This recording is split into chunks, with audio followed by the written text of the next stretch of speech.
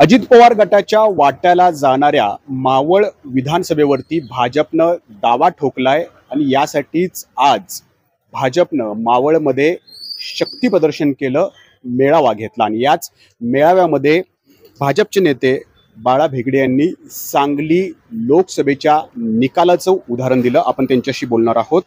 सांगली लोकसभेच्या निकालानं महाराष्ट्राचे डोळे उघडले असं म्हणताय तुम्ही, मावळच्या जनतेचे हे असेच डोळे उघडलेले आहेत?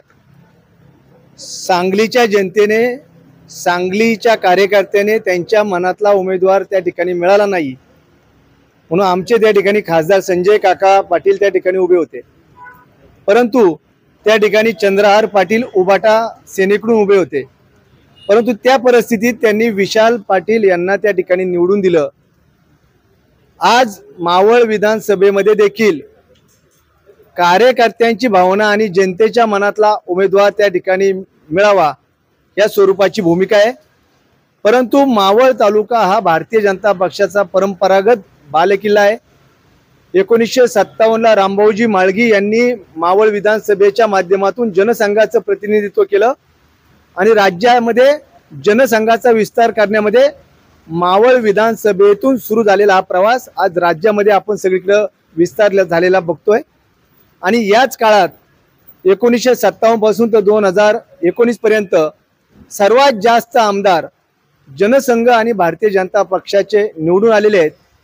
कार्यकर्त्यांचं मोठं संघटन, ज्या कार्यकर्त्यांच्या ताकदीवर लोकप्रतिनिधी निवडून देणारा मतदारसंघ म्हणून ओळख आहे असा मावळ, आणि परंपरागत विचाराचा असल्यामुळं भारतीय जनता पक्ष 19च्या निवडणुकीमध्ये त्या ठिकाणी भारतीय जनता पक्षाबरोबर शेवटच्या क्षणापर्यंत त्या ठिकाणी सुनील शेळके राहिले आणि ऐन टायमाला आपली भूमिका त्या ठिकाणी बदलली आणि म्हणून राष्ट्रवादीचा आमदार निवडून आला। पण हा मतदारसंघ परंपरागत भारतीय जनता पक्षाचा आहे।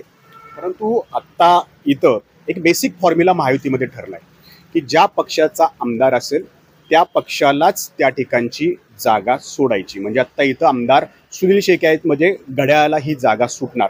मग अशा वेळेला तुम्ही सांगली लोकसभेचं उदाहरण देत या ठिकाणाहून बंडखोरी होईल आणि तुम्ही बंडखोरी कराल असे संकेत देताय।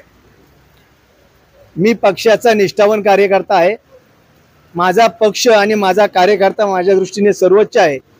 परंतु मावळच्या विचाराला कुठेही त्या ठिकाणी धक्का न लागता हा गावागावात राष्ट्र विचाराचा जो मतदारसंघ मध्ये कार्यकर्ता बांधलेला आहे, जनता बांधलेली आहे, हा मतदारसंघ या ठिकाणी जर चुकून राष्ट्रवादीला गेला तर या ठिकाणचा कार्यकर्ता आणि या ठिकाणचा विचार जो प्रभावीपणे 57 पासून राज्याला प्रेरणा देतो त्याला कुठेतरी मूठमाती मिळेल। म्हणून आमची भूमिका आहे की पक्षाकडे आग्रहाने की हा मतदारसंघ भारतीय जनता पक्षालाच मिळाला पाहिजे अशी आग्रहाची मागणी आहे। तुमचं ठरले विधानसभा लढायचं? माझ्या पक्षाने मला सांगितलं की तुला निवडणूक लढायची आहे तर मी निवडणूक लढण्यासाठी सज्ज आहे। परंतु तुमची सगळी तयारी झालेली आहे? आम्ही सगळी तयारी करून कामाला लागलेलो आहोत।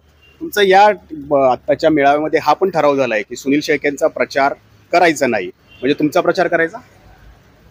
ज्या व्यक्तीने मावळ तालुक्यातल्या कार्यकर्त्यांवर अन्याय करायची भूमिका घेतली, लोकप्रतिनिधीचं कर्तव्य असतं की तालुक्यातल्या जनतेला कुटुंब समजून काम केलं पाहिजे। कार्यकर्त्यांच्या मनामध्ये तीव्र चिडाची भावना आहे।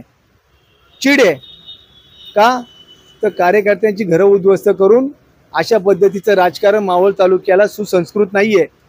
अगदी मोठमोठ्या नेत्यांपासून सामान्य गावच्या कार्यकर्त्यांपर्यंत ज्या पद्धतीने भूमिका कार्यकर्त्याला त्रासाची झाली, त्यामुळे कार्यकर्ता आता पेटून उठलेला आहे। तर इंदापूर विधानसभेमध्ये हर्षवर्धन पाटलांनी अपक्ष लढावं असं त्यांच्या समर्थकांनी अट्टास धरलेला आहे आणि दुसरीकडे सांगली लोकसभेचं उदाहरण देत बाळा भेगडे यांनी सुद्धा मावळ विधानसभेत बंडखोरी होऊ शकते असे स्पष्ट संकेत या ठिकाणी दिलेत। त्यामुळं आगामी विधानसभेत महायुतीच्या समोर बंडखोरी ही एक मोठी डोकेदुखी बनू शकते। नाजिमुल्ला, एबीपी माझा, मावळ, पुणे।